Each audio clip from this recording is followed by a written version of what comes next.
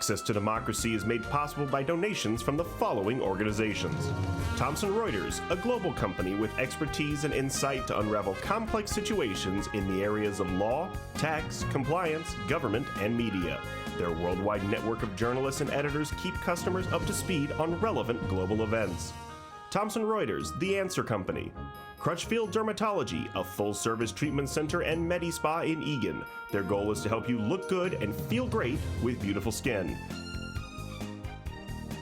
The Minnesota Twins are looking forward to another great season in 2023, led by the return of All-Stars Carlos Correa and Brian Buxton. With the return of numerous players who were injured in 2022 and some new acquisitions, another division crown and a return to the World Series are in their sights. Established in 2007, 45th Parallel Spirits was among the first 50 micro-distilleries in the United States. Based in New Richmond, Wisconsin, all aspects of production occur at our facility. If you're interested in visiting and learning more about the 45th Parallel Distillery, please check our website and plan a visit to tour our facility and taste our spirits. Truestone Financial, with locations in Minnesota and Wisconsin, has proudly served its members since 1939. Truestone engages, educates, and supports its members to ensure they have the tools to empower their financial well-being. Truestone Financial, your neighborhood credit union. Learn more at truestone.org.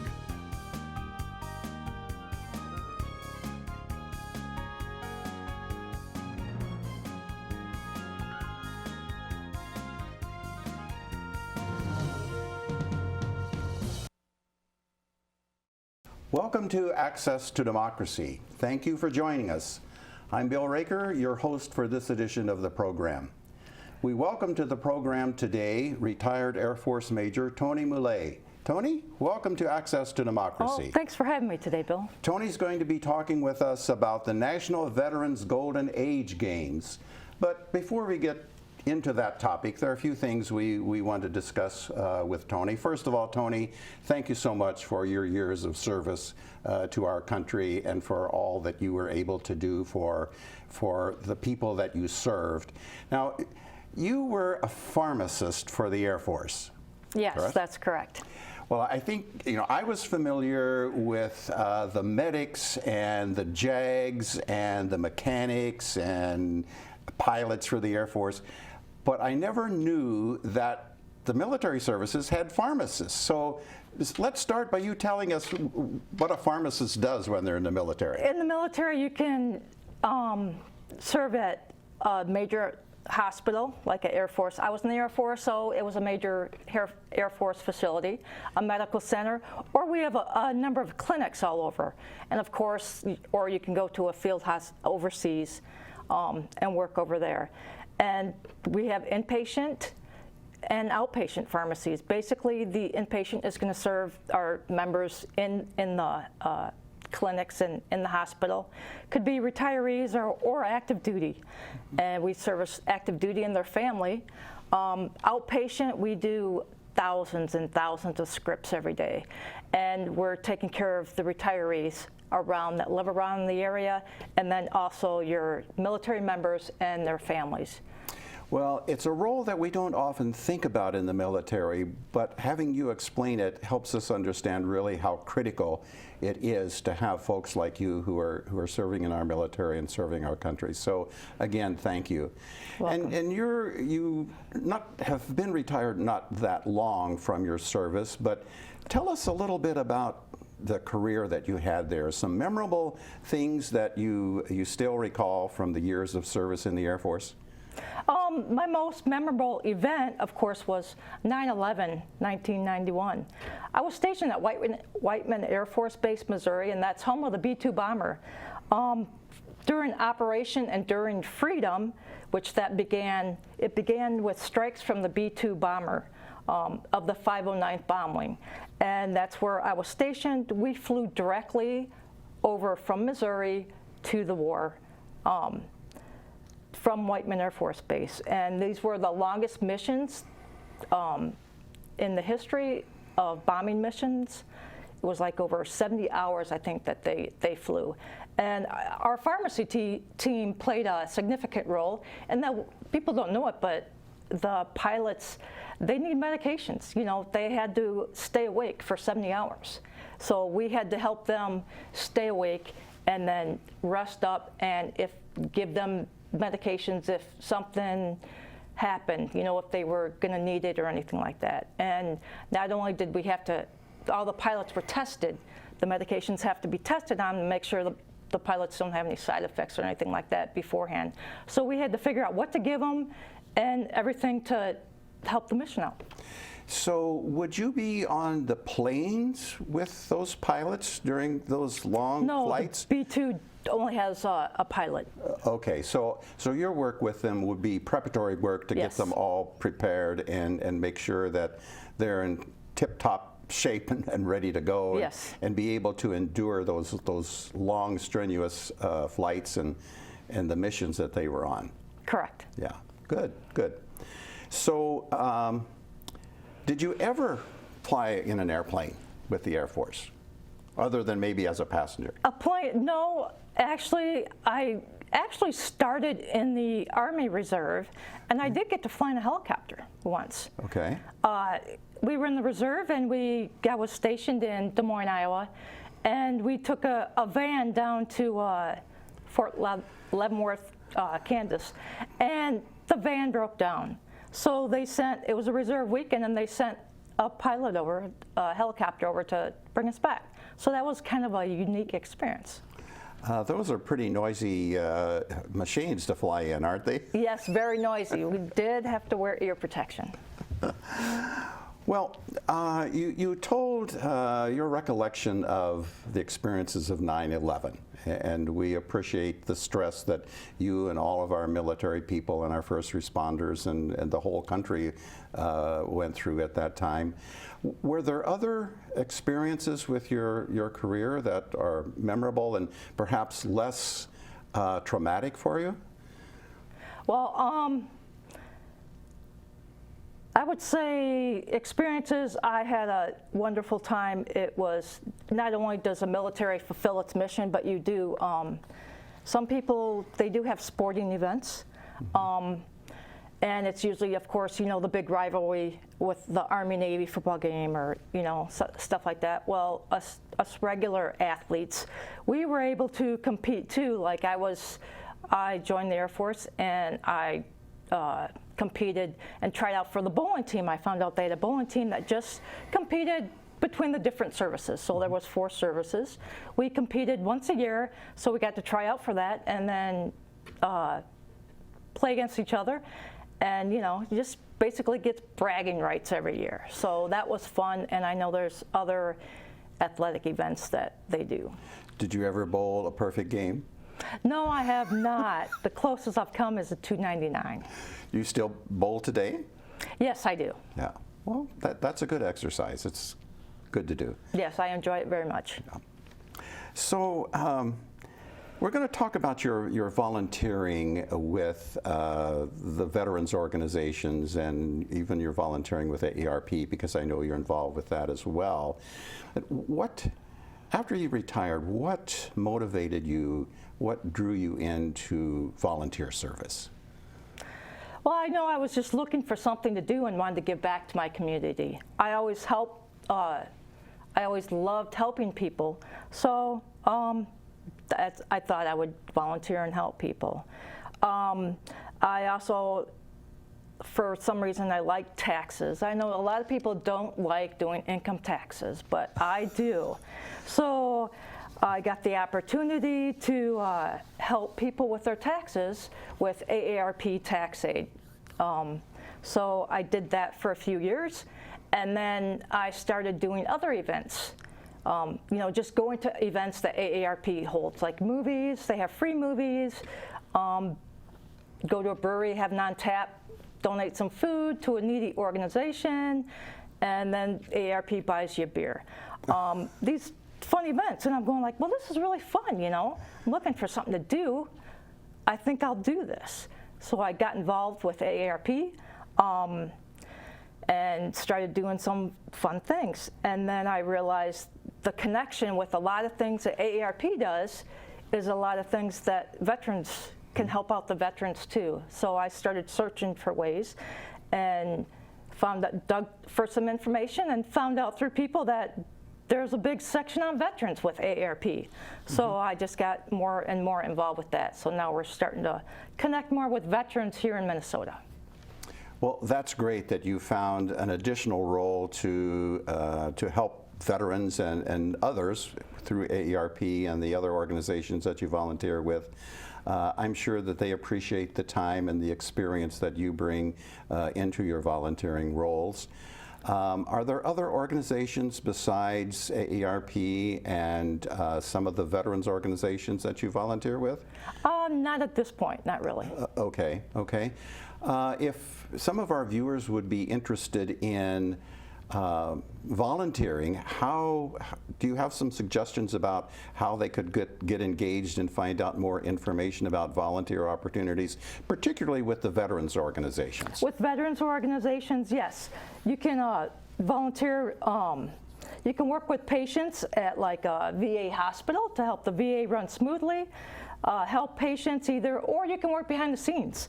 And their website is VHAMINVOL at va.gov. You can see it there on the screen. You can also volunteer at the Minnesota Veterans Homes at https://mdva/homeser-information.jsp. DAV also offers a wide range of opportunities to assist our nation's heroes at dav.org/getinvolved/volunteer.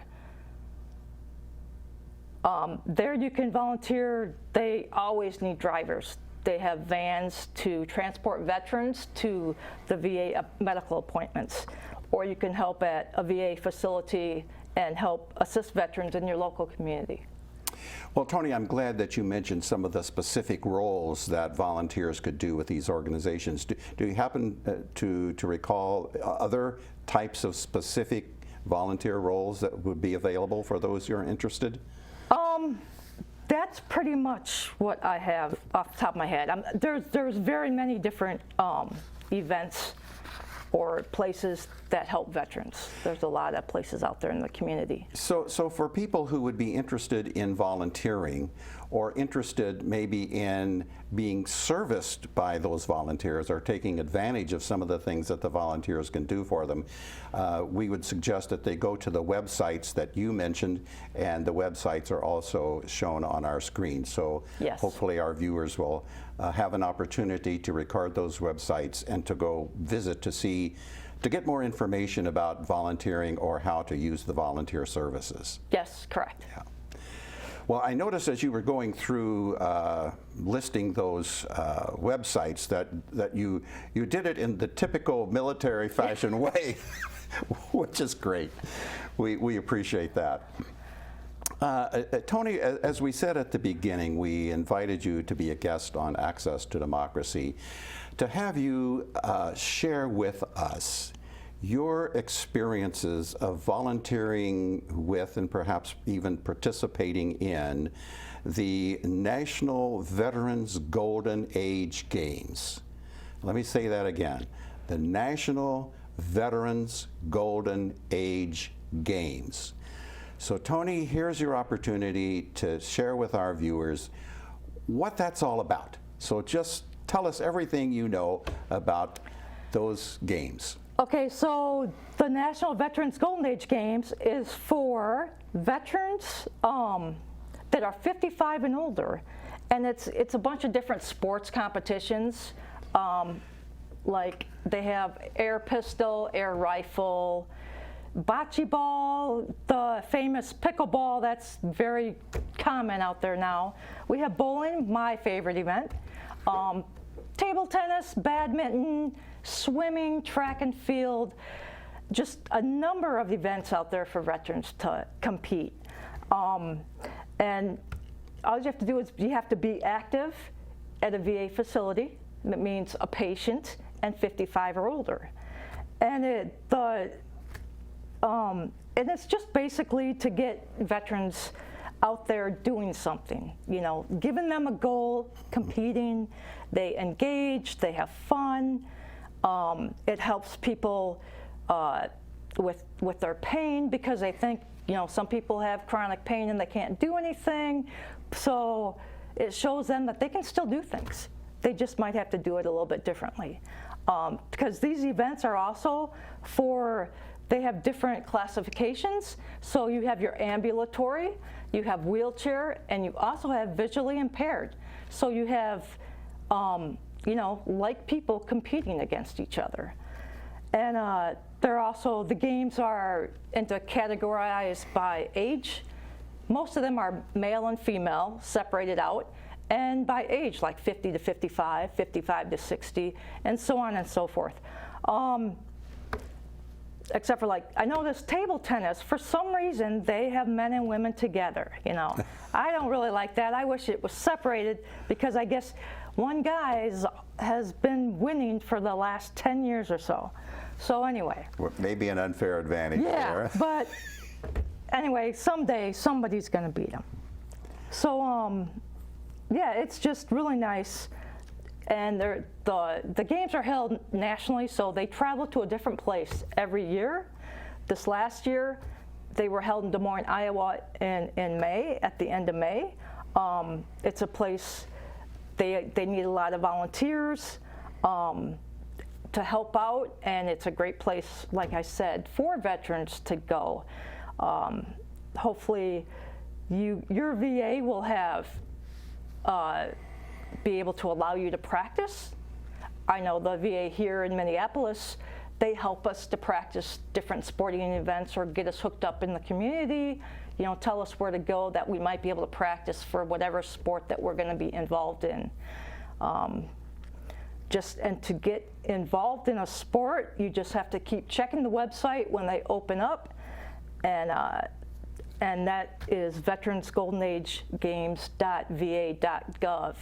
And you have to be quick, because they only allow so many athletes to enter. And once that is filled up, which is like, I think, a couple hours, it fills up really quick, then they're done for the year. Well, that's important for our viewers to realize that if they wish to participate, there's a very short window, it sounds like, where they have the opportunity to get enrolled. Yes. Is that right? Yes. And so for those here in Minnesota, I think you mentioned earlier that to qualify, they need to be enrolled in a veterans service facility, like a hospital or something like Yes. that. Is that right? Yes, like Okay. the Minneapolis VA or at one of its outer clinics. Okay. Like okay. Ramsey, out in Ramsey. So you talked about limiting the number of participants that they can have in each sport. So let's use this year's games down in Iowa. How many participated? How many participated in the sports activities themselves? I think there were close to 500 athletes. And these are from all over the country, They are right? from all over the country. Okay. A few years ago, they went and the games were held in Alaska. I think that would have been fun. Wow. I don't know, can you do anything more than ski and snowshoe up there in Alaska? Yeah, I don't know what they all did, but. Now, you mentioned that bowling was one of the sports, and that was one of your favorites. Are there other sports in those games that you participate in? This year, I participated in 5 events. Bowling, I did table tennis,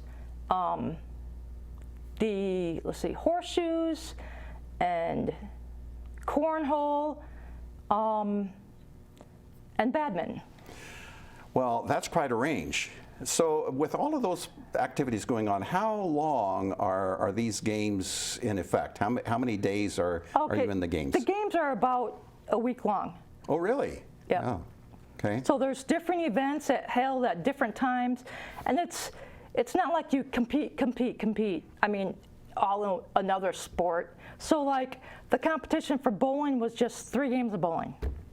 So like for something else like table tennis, there you would play somebody and then you go, it's like in brackets. So the winner moves on, the loser loses out. And a lot of the games, like table tennis, only went to 11. So you're not there all day because they want to get a whole bunch of people through. Well, in addition to the activity in the games, are there other things that the veterans can do together while they are there for that week-long, other social events and things? Yeah, they have different classes to help you with wellness and fitness, because the model, just to help you get better. So to eat better, they could have a class on nutrition or your wellness, Tai Chi classes, anything to help you like that. They also have physical therapy there.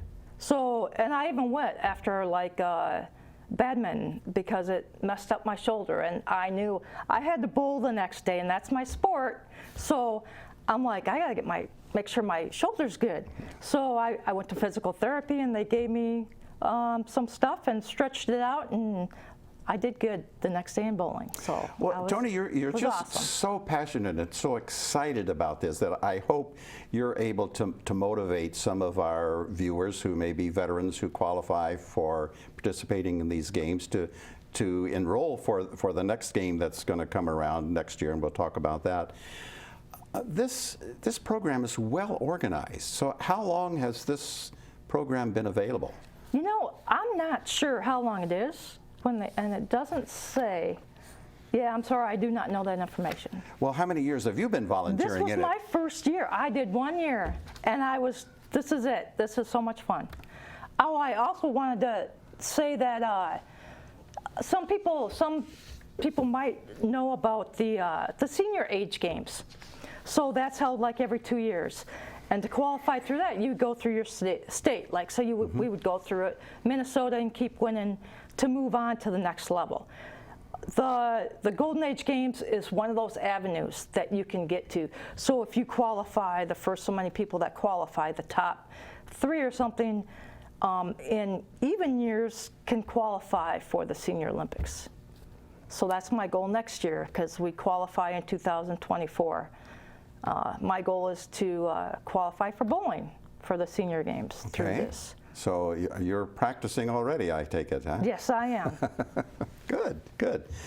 So next year's games, 2024, for the National Veterans Golden Age Games, where's that going to be? When is it going to be? And who do we hope to see there?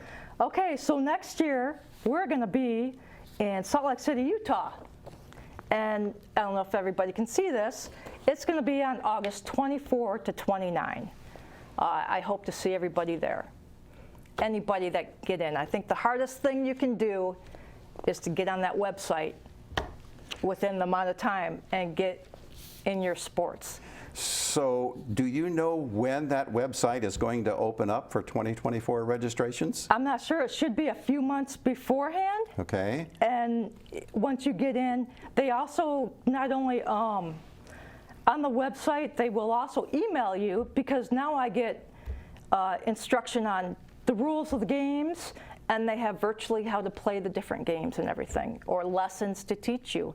So it's not just, here, play this game, because I've never thrown horseshoes before, but I was able to do it. So. Well, that's encouraging. Anybody can do it. That's encouraging for people out there and try. Who are not sure that they can be effective or enjoy it, but I think you're giving people assurances that they can. Toni, as we wrap up here, there are a couple of other things that I wanted to give you an opportunity to mention. One of them is Operation Protect Veterans at AARP's Information Center at Mall of America. Yeah, that's, we're going to give, at the Mall of America, there will be a fraud presentation, because if people don't know it or not, the fraudsters are out there. And one of the people that they really like to target is veterans, because veterans have a lot of benefits. And some people fall for that and become a victim. And out at the Mall of America, think it's November 9th. November 9th, yes. We will have a class, a presentation from 10 to 11 on fraud. So if you are a veteran or know a veteran, or just want to come and learn about what these people try to pull on veterans, I suggest you Thank you for bringing that to the attention of our viewers. And one final topic in our last minute here. Tell us a little bit about the Minneapolis VA Food Pantry Project. Yeah, if people didn't know it, right now, during the fall, I guess this is the last day of summer, I heard on the way over here on the radio. So this fall, the Minneapolis VA has a food pantry project, and they're working to launch it. And if people didn't know it or not, up to 24% of all veterans experience food insecurity at least at one point or on a recurring basis in their lifetime. So, of course, this food insecurity can lead to increased risk for disease and poor health management. And then you have mental health concerns and acute care utilization. So they're going to open up a food pantry on the VA Medical Center campus. And all you have to do, if you need food, your veteran patients will be allowed to select food based on the preference or need. Their only criteria from the information I got from them is that they have to state that they do not have food at home. And not only are they going to get food, but they're also going to get provided some nutrition counseling and education resources about recipes, the VA Move program, which is the program to help you lose weight and eat better. Okay, Toni, thank you. We're wrapping up our program. Our guest has been Toni Mula, retired Air Force veteran. Thank you, Toni. Thank you.